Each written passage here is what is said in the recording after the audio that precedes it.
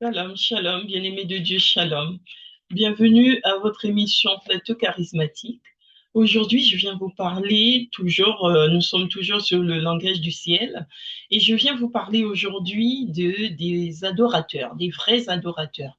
Alors, il faut savoir que Dieu, dans la parole de Dieu, donc dans Jean 4, verset 23, l'Évangile nous dit que Dieu cherche de vrais adorateurs, qu'il adore en esprit et en vérité.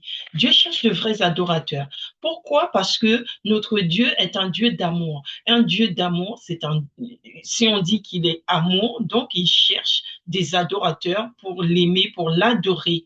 Et au travers de la louange, il faut savoir, bien aimé, que au travers de la louange, il y a aussi la bénédiction. La grâce découle au travers de la louange.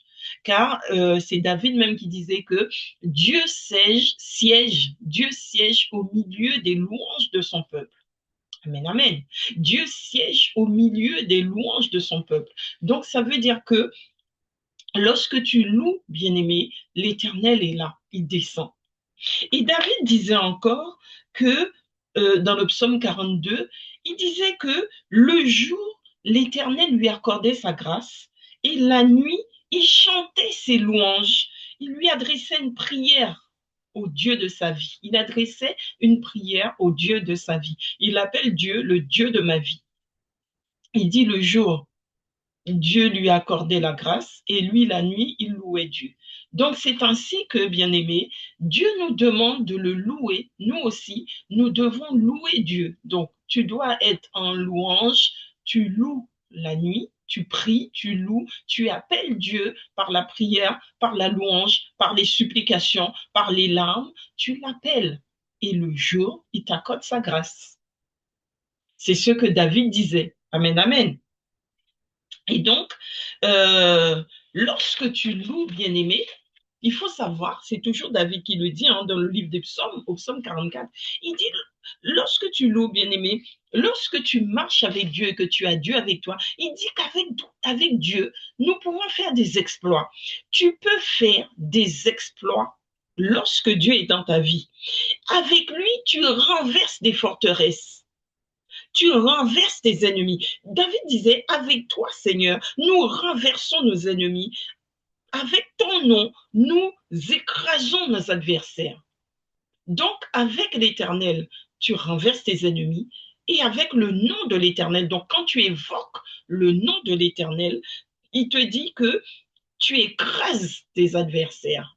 Parce que dans le nom de l'Éternel, dans le nom de Jésus, il y a une puissance. Nous le savons que le nom de Jésus cache une puissance. Donc lorsque tu évoques ce nom puissant et que tu l'évoques avec foi, tu écrases tes ennemis. Il te dit encore que c'est l'Éternel qui nous délivre de nos ennemis. Donc pourquoi il dit c'est l'Éternel qui nous délivre? Quand tu évoques le nom de l'Éternel agit. Il tend son bras puissant, sa droite triomphante, et il agit, il vient pour te défendre. Comme le psaume 18 le dit, il t'enlève des grandes eaux. Il t'enlève des grandes eaux et il descend. Il vient pour combattre à ta place. L'Éternel nous délivre de nos ennemis et confond ceux qui nous haïssent. L'Éternel confond ceux qui nous haïssent. Donc, bien-aimé, tu dois comprendre par là que pour que l'Éternel te défende, pour qu'il combatte pour toi, pour qu'il confonde ceux qui te haïssent, donc tes ennemis, tu dois être en communion avec Christ. Tu dois marcher avec Dieu. Tu dois être en communion avec Dieu. Et lorsque tu marches avec Dieu, lorsque tu es en communion avec Dieu, Dieu défend ta cause. Il vient, il intercède pour toi. C'est pourquoi, dans le livre des psaumes, David disait, l'Éternel nous délivre de nos ennemis et il confond ceux qui nous haïssent. Amen, amen. C'est pourquoi je te dis, bien-aimé, mais tu dois être en communion avec l'Éternel. Être un vrai adorateur, être en communion devant l'Éternel. Ça veut dire, bien-aimé, il n'y a pas un temps défini pour la prière parce que j'entends beaucoup de serviteurs. enseigné que la prière, c'est le soir à 3 heures du matin, à minuit, à 3 heures du matin, à 5 heures du matin, tu dois te lever pour prier. Bien aimé, je ne dis pas que c'est mauvais, hein. Je ne suis pas en train de dire le contraire. Je dis simplement qu'il n'y a pas d'heure pour prier. L'Éternel est vivant. À tout moment, le vrai adorateur, c'est celui qui est en lien, en contact avec l'Éternel en tout temps. C'est pourquoi l'apôtre Paul disait, priez, suppliez, invoquez votre Dieu par des prières, par des supplications, par toutes sortes de prières et en tout temps. Il disait, priez en tout temps. Il n'a pas défini un temps précis, il a dit, priez en tout temps. Jésus, quand il est venu, il a dit, priez, priez sans cesse. Jésus a dit, priez sans cesse. L'apôtre Paul a dit, priez en tout temps. Jésus lui dit, priez sans cesse. C'est la même chose, bien aimé. Ça veut dire que tu dois prier constamment, constamment. Tu dois être constamment en communion avec ton Dieu pour qu'il puisse te soutenir, pour qu'il puisse combattre pour toi. L'Éternel intervient lorsque tu marches avec lui. Il ne voit, ses yeux sont sur ceux qui le craignent. Il combat pour ceux qui l'adorent, pour ceux qui le craignent. L'adoration, bien-aimé, c'est pas quand on te dit que tu dois être dans l'adoration, ce n'est pas seulement les louanges, ce n'est pas seulement chanter une louange. Louanger, louer Dieu, louanger, c'est chanter, mais c'est aussi prier. C'est aussi parler à Dieu. Prier, c'est parler à Dieu, interpeller Dieu. Amen, amen. Dans le livre de Jérémie 33, verset 3, qui dit « Invoque-moi et je te répondrai, je t'annoncerai des choses cachées que tu ne connais pas. » Donc, moi, j'appelle ça le numéro de Dieu. Nous qui sommes très branchés smartphone, iPhone, on est très collés, scotchés à nos téléphones. Eh bien, le numéro de téléphone de Dieu, c'est Jérémie 33, 3. C'est quelque chose que j'aime dire. Jérémie 33, 3. Invoque-moi et je te répondrai. Je t'annoncerai des choses cachées que tu ne connais pas. Donc, lorsque tu invoques Dieu par la prière, par les louanges, par les adorations, par la supplication, l'Éternel te répond et t'annonce tout. Il te montre tes ennemis. Il te montre qui sont ceux qui te combattent.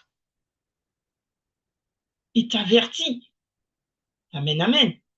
Donc c'est pourquoi je te dis, les vrais adorateurs, ce sont ceux qui cherchent l'Éternel en tout temps. Mais si on parle de vrais adorateurs, c'est qu'il y a aussi des faux. Les faux adorateurs, ce sont ceux qui ont Dieu sur les lèvres, mais qui n'ont pas Dieu dans le cœur.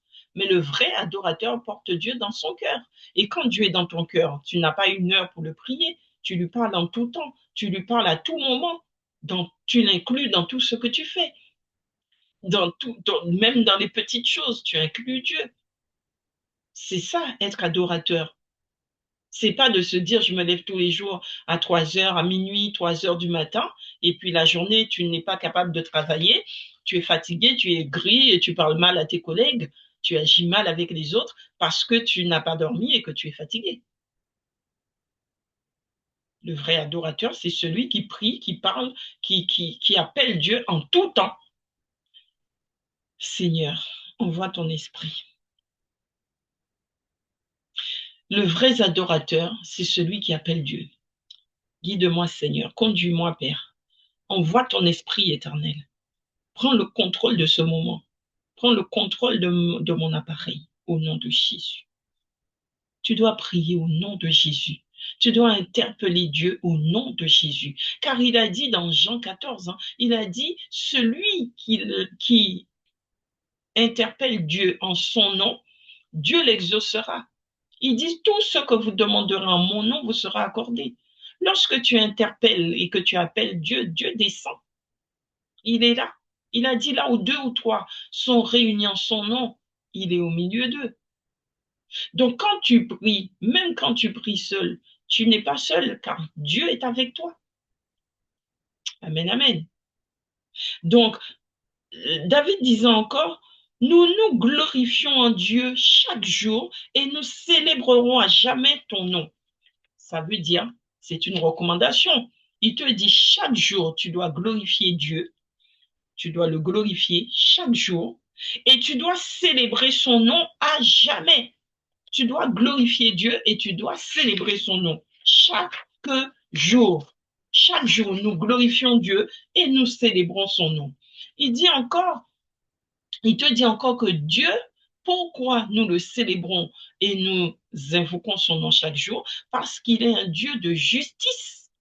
Il est la méchanceté et il aime la justice. Donc Dieu est proche de ceux qui l'invoquent dans la justice, dans la droiture. Ceux qui marchent dans la justice, qui marchent dans la droiture, qui invoquent Dieu en étant dans un état de justice, de sainteté, Dieu est avec eux. Dieu est avec celui qui l'invoque. Amen, amen. Mais celui qui l'invoque dans un esprit de justice et de sainteté. Parce que notre Dieu est un Dieu de justice et de droiture. La Bible déclare que le droit et la justice sont la base de son trône. Le droit et la justice forment la base du trône de Dieu. Donc, quand tu invoques Dieu, tu dois l'invoquer dans la justice, dans la droiture, parce qu'il n'aime pas la méchanceté. Donc, si tu te retrouves, bien-aimé, dans la méchanceté, dis-toi que Dieu ne peut pas être avec toi. Tu ne peux pas être méchant avec les autres, être dans la méchanceté et l'instant d'après aller invoquer Dieu. Dieu ne sera pas avec toi. Amen, amen. Tu ne peux pas tromper les autres, faire croire que tu es serviteur, servante ou enfant de Dieu. Tu trompes les autres, tu mens, tu as Dieu sur les lèvres, il n'est pas dans ton cœur, et ensuite tu vas aller l'évoquer, et tu penses qu'il sera avec toi. Non, il ne sera pas avec toi. La parole de Dieu nous dit dans le psaume 46 que Dieu est pour nous un refuge et un appui, un secours qui ne manque jamais dans la détresse. Dieu, c'est pas trop beau ça, bien-aimé. Quand tu marches avec Dieu et que tu es un vrai adorateur, excusez-moi, pardon, excusez-moi. Donc, je disais que quand tu es un vrai adorateur et que tu marches avec Dieu, il te dit, Dieu est pour nous un refuge. Donc, si tu cherches Dieu, le langage du ciel, quand on parle du langage du ciel, ça veut dire que tu dois être un adorateur. Quand tu es un adorateur, Dieu est avec toi en tout temps. Il marche avec toi. Et quand tu es un adorateur, bien-aimé, Dieu devient pour toi un refuge. Ça veut dire que tu es en difficulté, tu fais appel à Dieu. Tu es dans la joie, tu adores Dieu. Dans toutes circonstances dans ta vie, tu fais appel à Dieu parce qu'il est ton refuge. Tu te réfugies dans les bras de Dieu. Au lieu de te réfugier dans les bras de l'homme, tu te réfugies dans les bras de Dieu. Il devient pour toi un appui, un secours qui ne manque jamais dans la détresse.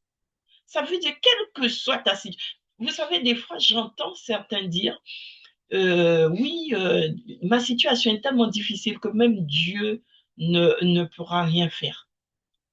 Bien-aimé, c'est limiter la puissance de Dieu. C'est limiter ainsi la puissance de Dieu. Dieu est une... Dieu est... Il est Dieu, il est souverain. Dieu est souverain. Il est souverain sur toute la terre. Nous allons prendre le psaume 47. Le psaume 47 te dit, Dieu, euh, il est le roi. Dieu, au verset 8, Dieu est le roi de toute la terre. Psaume 47, verset 8. Dieu est le roi de toute la terre. De toute la terre. Il est le roi de toute la terre. Il te dit, Dieu monte au milieu des cris de triomphe. L'Éternel s'avance au son de la trompette. Ça veut dire que lorsqu'on évoque Dieu, lorsqu'on prie Dieu, lorsqu'on loue Dieu, lorsqu'on adore Dieu, Dieu est là. Il monte au milieu des cris de triomphe. Lorsque le peuple se réunit pour invoquer Dieu, Dieu monte au milieu des cris de triomphe. L'Éternel avance au son de la trompette. Il te dit, chantez en l'honneur de Dieu, chantez. Chantez en l'honneur de notre roi. Chantez, car Dieu est le roi de toute la terre. Chantez un cantique. Dieu règne sur les nations. Dieu siège sur son saint trône. Il siège sur son saint trône et il règne sur les nations. C'est Dieu qui règne. C'est pourquoi cette personne avait fait cette chanson, c'est Jésus qui règne. C'est Jésus qui règne, tu n'as pas d'autorité. Quand le diable vient te chercher, même quand il vient au travers de tous ces méchants, ceux qu'on appelle les esprits humains sataniques, Tu lui dis, c'est Jésus qui règne, tu n'as pas d'autorité. Il règne, tu n'as pas d'autorité. Il faut rappeler à l'ennemi que c'est Jésus qui règne et que lui, il n'a pas d'autorité. Et ensuite, tu te réfugies auprès de ton Dieu. Il ne faut pas essayer de braver le mal seul, bien-aimé. Tu n'as pas cette puissance. Mais tu te réfugies en Dieu et c'est Dieu qui va braver pour toi. Dieu te fortifiera et tu braveras. Mais tu ne vas pas braver seul. Il te dit, Dieu règne sur les nations, Dieu siège sur son trône. Il te dit aussi que les princes des peuples s'unissent au peuple du Dieu d'Abraham, car les puissants de la terre appartiennent à Dieu, il est souverainement élevé. Dieu est souverainement élevé et les puissants de la terre appartiennent à Dieu. Amen, amen. Tout cela pour te dire, bien-aimé, que notre Dieu est roi. C'est lui qui règne sur la terre. C'est lui qui fait justice. Et c'est lui le maître de la justice, puisque son trône est affermi par le droit et la justice. Donc Dieu est le maître de la justice. Nul ne peut se prévaloir de la justice sans Dieu. Mais pourquoi beaucoup se retrouvent dans des difficultés que la justice n'intercède pas pour eux? Parce qu'ils ne marchent pas avec Dieu. Quand tu marches avec Dieu et que tu es dans l'adoration, bien-aimé, la justice, ta justice viendra d'en haut. Parce que tu es citoyen d'en haut. Donc ta justice viendra d'en haut. Tu es citoyen de la terre, mais avant d'être citoyen de la terre, tu es citoyen d'en haut. Donc ta justice viendra d'en haut. La justice de la terre est soumise à la justice d'en haut. Donc ta justice viendra d'en haut. Quel que soit ton combat, je viens apporter une consolation à quelqu'un.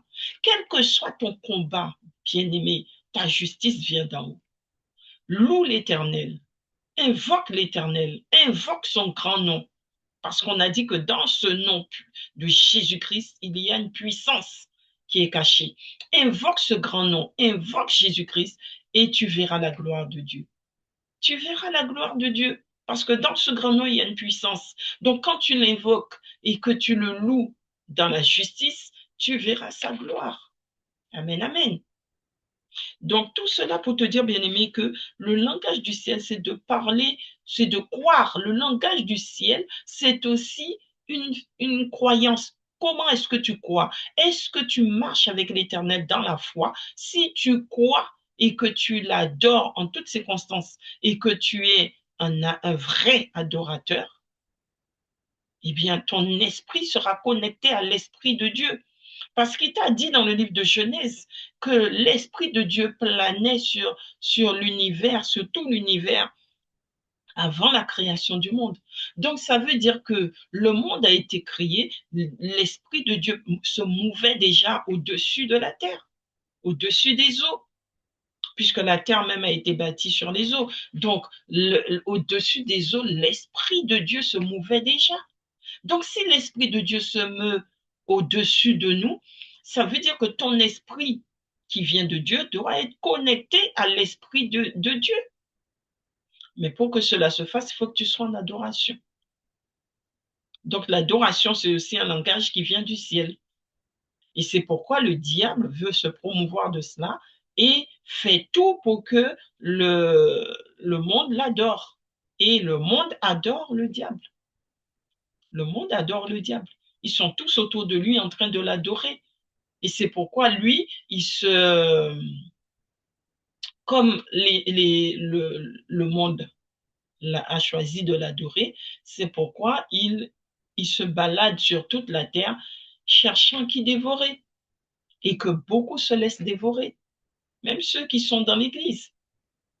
Mais moi, je viens apporter une consolation aux enfants de Dieu, c'est de te dire que même si tu tombes, tu peux encore te relever. Parce que Dieu, il fait grâce. Il est venu, Jésus-Christ est venu apporter la grâce dans le monde. Donc, il te dit, mais sois un vrai adorateur. Sois adorateur. et il te donnera sa grâce. David te l'a dit. Il t'a dit que le jour, Dieu lui accordait sa grâce et lui, il allait louer Dieu la nuit. C'est une manière de dire que lorsque Dieu te bénit, tu dois aussi rendre grâce pour toute bénédiction que tu reçois de l'Éternel. Amen, amen. Eh bien, écoutez, je vais m'arrêter là. C'était ça le message d'aujourd'hui, hein, être vrai adorateur. Et puis, la prochaine fois, nous allons parler de, de Dieu qui est une révélation. Alors, j'avais fait un enseignement sur Jésus-Christ, sur Dieu, une révélation il y a quelques années. Je vais vous le mettre en ligne et ensuite nous en reparlerons lors d'une prochaine émission. Je vous dis à très bientôt. Soyez bénis. Et je vais prier pour vous. Éternel Dieu Tout-Puissant, je viens te confier tes enfants, tous ceux qui m'ont suivi et qui suivront encore cette émission. Je demande une bénédiction spéciale sur leur vie. Seigneur, je demande, Père, que tu les attires à toi, car ta parole dit que nul ne vient à toi s'il n'a d'abord été attiré par toi. Attire tes enfants à toi. Transforme-les, Père. Transforme-les, change leur cœur, qu'ils deviennent de vrais adorateurs, qui t'adorent en esprit et en vérité. Père éternel et tout-puissant, donne-nous de pouvoir t'adorer toujours et en tout lieu. Père éternel et tout-puissant, fais de nous de vrais adorateurs. Au nom tout-puissant, glorieux de Jésus-Christ de Nazareth, j'ai ainsi prié. Amen. Bien-aimé, je t'invite à faire connaître l'émission Plateau Charismatique. Faites passer les émissions, faites connaître l'émission et surtout, laissez-moi des commentaires. Dites-moi ce que vous en pensez, laissez-moi des commentaires et puis n'hésitez pas aussi à me laisser aussi des thèmes, hein, des sujets que vous aurez aimé que j'aborde, que nous puissions échanger là-dessus. Je vous dis à très bientôt. Soyez bénis. Je vous aime de l'amour de Christ. Amen.